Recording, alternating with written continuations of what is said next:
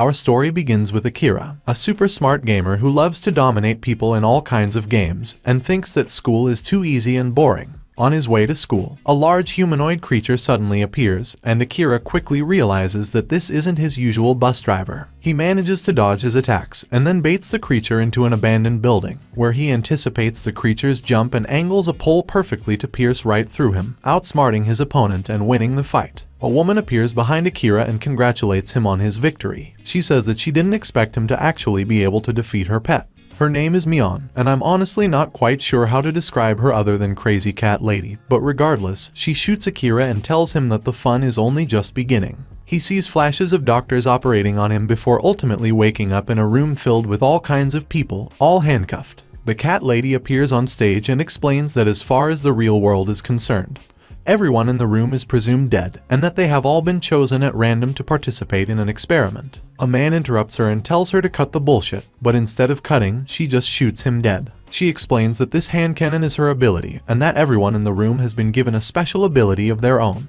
She further explains that the experiment will pair them against each other in a variety of programs to test the effectiveness of these abilities. The first program is a one-on-one fight, with Akira being paired up against Kurosaki, an arrogant delinquent. Once the light on their shackles turn green, they'll have 5 seconds before they unlock and their powers can be used. Kurosaki has the ability to turn sticks into a sword that can cut through anything. Akira manages to dodge his attacks and run away. He baits his opponent into the science lab, where he uses his knowledge of chemistry to create a light fog and a basic flamethrower, but this is mostly just for show. Believing that he has Akira cornered, Kurosaki tells him that he should just give up, because it's clear that he was given a weak ability. Akira says that in reality, he's just been holding back because his ability is far too strong, and adds that this ability is one that Kurosaki has seen before. As Kurosaki lunges forward, Akira reveals that his ability is actually the hand cannon. He misses on purpose to force Kurosaki to surrender instead. Meanwhile, Mion was watching the entire fight unfold. She explains that Akira's power is actually not the hand cannon. You see, Akira's true ability is the power to gain whatever ability his opponent thinks he has. He was able to trick Kurosaki into believing that he had the hand cannon, and thus the hand cannon became his ability for this fight. She goes on to say that she's so excited to watch Akira advance through the other challenges and even refers to him as her sweet prince. On the other hand canon, Akira doesn't care about winning or losing, and instead plans to someday make the cat lady regret ever giving him any powers. After winning his fight, Akira passes by Yuri, a girl who hated her life. As a child, she was a victim of verbal and physical abuse from her mother. One day, she decided to be a good person and help some guy out, but he turned out to be an obsessive stalker who followed her everywhere. He eventually decided to take his own life, and by pure chance, Yuri happened to be walking by at that same time and tried to save him. She grabbed onto him, but he dragged her off the building so that they can die together as lovers, because he believed that they're soulmates. Her flashback is interrupted by the program starting and she's taken to her first fight. Her opponent is a creepy guy that I can only really describe as having the fashion sense and personality of a Discord moderator. He tells her that his ability is to smell someone's state of being, and that he can literally smell her virginity. He drops his boxers and runs straight at her. He manages to put her in a chokehold, where he confesses to her about the many young prostitutes he's murdered. He then tells her he can smell her disgust, her rage, her hatred, and it fuels him. But she manages to overpower him and quickly finish him off. Yuri has the power to quintuple her physical abilities, and for those that are bad at math, it basically means she can make herself 5 times as fast or as strong.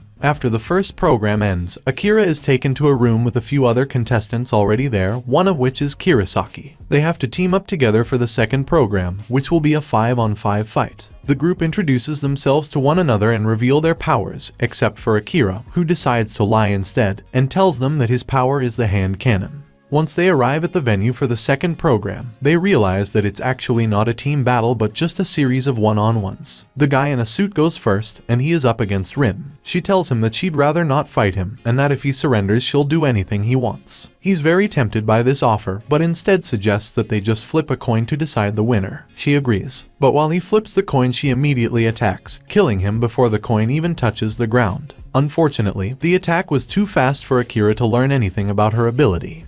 Up next is Kumagiri, who is going up against Ringo. Her power is to copy someone's ability but only at a tenth of its full effectiveness. This also allows her to see information about her opponent's ability and sees that Kumagiri has the ability to become invulnerable for 2 seconds. If she copied his ability, she would only be invulnerable for 0.2 seconds, which is not very useful against a big chunk of a man like Kumagiri, so she decides to just forfeit as soon as the fight starts. The next 2 contestants get on stage. It's Kirasaki versus supporting character number 8. Her power is to shoot marbles that she can then transform into boulders after a brief delay, but Kirasaki is too fast and dodges and slices through all her attacks. Not wanting to kill her, he tells her to forfeit. However, she reveals that she has one more trick up her sleeve, as a marble rolls up right underneath Kirasaki and expands. It crushes his balls, granting her the victory. It's now Akira's turn to fight, but as a cool guy, he doesn't really care if he wins or loses. He's only interested in testing the limits of his powers. He holds his hand up to his opponent and tries to summon the hand cannon, but nothing happens. He then turns to Kirasaki and makes him believe that he's about to shoot him, which makes the hand cannon appear. This of course makes his opponent believe that he has the hand cannon ability and he can now use it against him. But his opponent has the ability to shield himself against attacks so long as he is touching the ground. While his opponent fantasizes about what might happen if he actually wins, Akira appears behind him and tells him to hold his hands up, forcing him to forfeit. The next fight is between Yuri and the man who caused her death. He tells her that it's destiny that they're together again, and that he'll do anything to be with her. His power is to make himself as hard as steel, which is something fanservice already does to me. But his ability is no match for Yuri, who completely overpowers him and knocks him out of the ring. The game is over and Akira's team wins. The winners are treated to a feast, while the losers must wear humiliating outfits. When Kirasaki is rude to Ringo, Akira reminds him that they were the ones who carried him to victory, so perhaps he should also be wearing a humiliating outfit. But that would require some balls, and I don't think he's got any left. For the next phase of the program, Akira splits up from his teammates, and they have a pretty heartfelt goodbye. He even tells Yuri that he hopes she comes back alive, and she says she hopes to see him again too. But their time apart is short-lived, as they find each other again right at the start of the 3rd program. They also meet Katsuya, who says he's a member of Team Green, and takes them to Team Green's base. It's a small village, where people seem to work, farm and live together in harmony. The leader of Team Green is Shirasagi, who explains that Team Green was created to oppose Team Red, a powerful faction led by 2 men who use those weaker than them as slaves. One of the leaders is Kuro, who has the ability to collect debts owed to him in the form of commands which must be obeyed. It's with this power that they control their slaves. The other leader is Ichi, who has the same power as Yuri, but due to his greater physical prowess, he is a much more powerful user of this ability. Believe it or not, these 2 men are brothers. Unbeknownst to Akira, Rin also joined Team Red. Akira and Yuri both agree to join Team Green, but due to the limited space available, they're gonna have to bunk together. Once in the room, Akira tells Yuri that his power is actually telepathy. After some convincing, she believes him and it does become his power. They spend the rest of the night talking to each other telepathically and sharing details about each other's lives. Akira starts to trust Yuri and decides to reveal his actual true ability to her, so that they can work together better. Sometime later, they receive a quest from Mion. It leads them to ruins, where they're tasked with fighting off the same kind of monsters that had attacked Akira before he was brought into the experiment. Akira is able to use his telepathy with Yuri, so long as she continues to believe in this power, while the rest of the people there believe that he has the hand cannon ability, allowing him to use both abilities simultaneously. Team Red arrives to observe the fight, so they can gain information about Team Green's abilities. To make matters worse, Mion summons a combined ghoul. In order to defeat it, Shirasagi has no choice but to use his ability, revealing it to Team Red. His power is called Force Negotiations. He has the ability to nullify someone's attack, and then direct the kinetic energy from their attack back at them. He blasts a hole through the ghoul, but unfortunately, boss battles always have multiple phases, and the ghoul gets back up. Akira and Yuri come up with a plan to defeat the boss, but they must first get out of Team Red's line of sight so that they don't reveal any information on Akira's true ability. Telepathically, he tells Yuri to switch his powers at the last second, right as the boss attacks him, allowing him to survive the attack and then switch back to the hand cannon, before shooting the ghoul in the mouth. Although this doesn't kill the ghoul, it does intrigue Ichi, who jumps down finishes the boss in a single punch. He wants to fight all 3 of them right then and there, but the cat lady interferes and says that rather than fight, they will hold a quest called Hunt for the King. She tells them that in this next quest, whoever captures the king's smartphone and connects it to their own phone wins, and that they can use any means necessary to accomplish this. Team Red agrees to participate, but only on the condition that every single person on the losing team will be killed.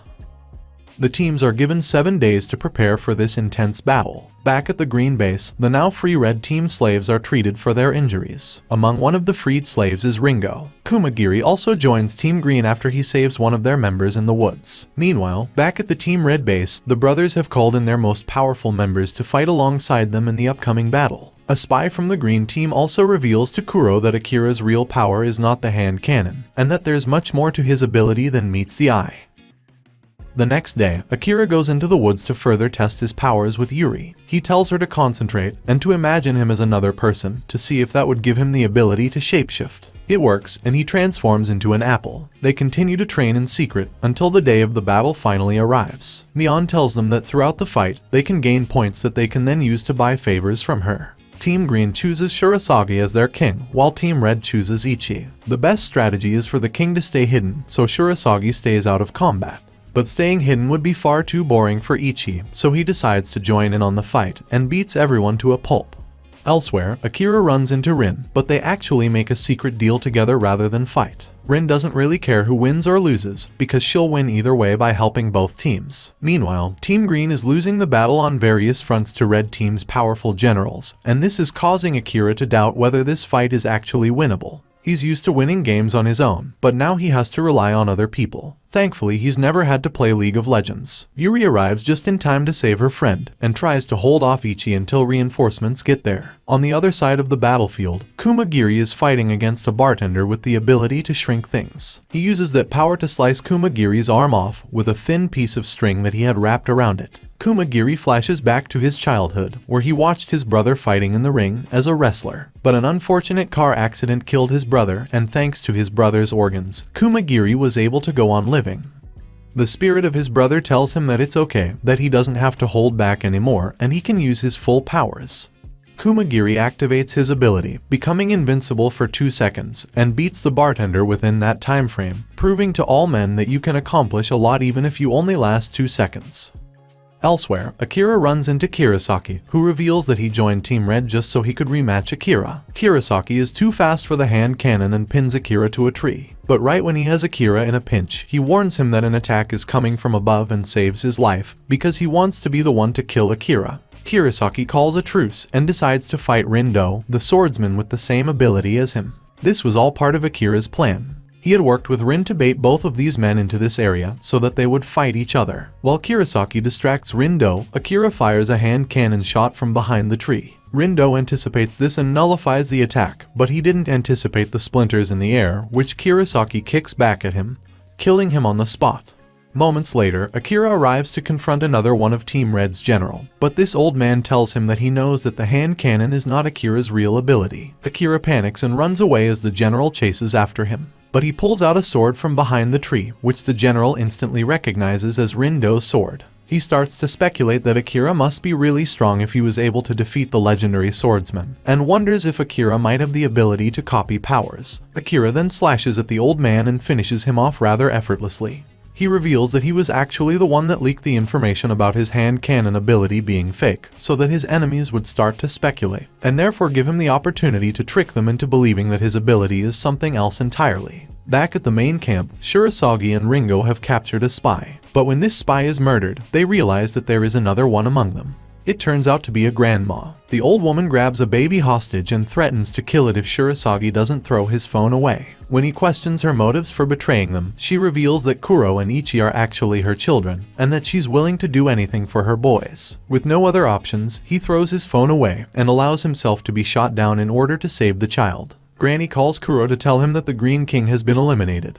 But when Kuro calls Mion to confirm this, she says that they haven't won yet and that the Green King is still alive.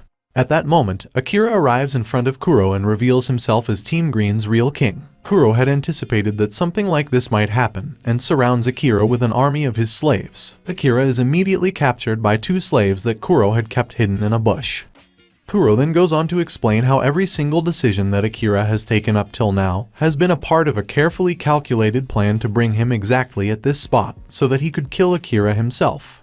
Akira falls to the ground, supposedly defeated.